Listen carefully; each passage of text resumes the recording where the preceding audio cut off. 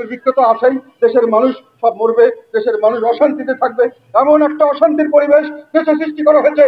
বাংলাদেশে কোনো মানুষের মধ্যে শান্তি নাই, সকলে অশান্তিতে জীবন করছে।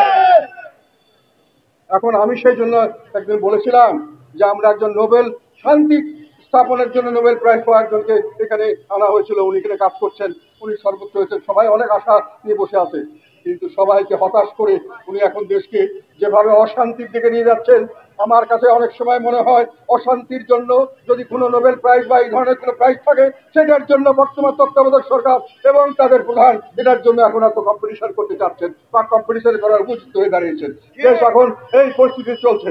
আপনার কেন আমি বলছি গৃহযুগের দিকে যাচ্ছে, আপনারা একটা কথা দেখবেন, আমি কতগুলো ফিগার বলি।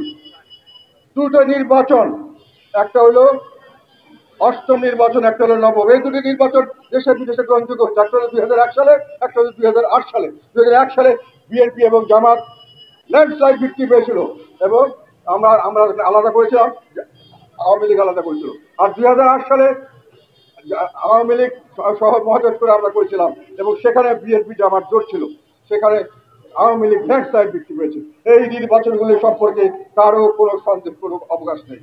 কিন্তু এই নির্বাচনে দেখা যায়, ফলাফলে দেখা যায় কয়েকটা বড় ইন্টারেস্টিং জিনিস।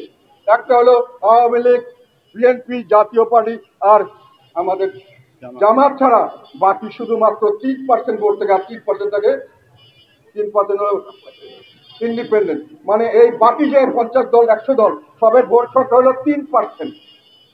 এখন আওয়ামী লীগ আর বিএনপির ভোট সংখ্যা 81%।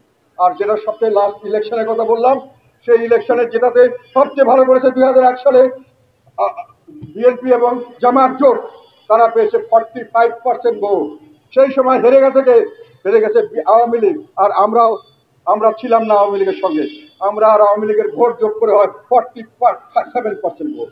এবং এর পরের বার যখন 2008 সালে নির্বাচন আসলো, তখন বিএনপি জামাত পেল 37%, আর মহাজোটের আমরা মিলে জাতীয় পার্টি মিলে পাওয়া গেল 53%।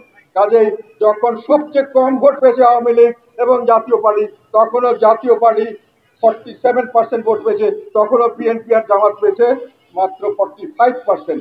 কিন্তু এই আওয়ামী লীগকে বাদ দেওয়া হয়েছে, জাতীয় পার্টিকে বাদ দেওয়া হয়েছে, আর 3% লোক আর জামাত এবং তারা এখন ইলেকশন করতে চাচ্ছেন।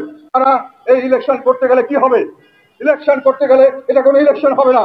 যে ইলেকশনের জন্য আমরা শেখ হাসিনাকে প্রতিবার বলি, যেই পতানো খেলার জন্য শেখ হাসিনার বিরুদ্ধে আমরা অবস্থান নিয়েছিলাম, এই সরকার একই কাজ করছেন এবং ওরা ঐক্য কমিশনের নামে অনৈক্য কমিশন তৈরি করেছেন, সেখানে তার দেশের অর্ধেক লোককে বাদ দিয়ে একটা ঐক্য করার চেষ্টা করছেন। এইটা একটা আমি মনে করি বড় ধরনের ষড়যন্ত্র, দেশের বিরুদ্ধে দেশকে ধ্বংস করার ষড়যন্ত্র। এই ষড়যন্ত্রের অংশীদার তাদেরকে আমি হুঁশিয়ার করে দিতে চাই, দেশের মানুষ এগুলোকে ক্ষমা করবে না।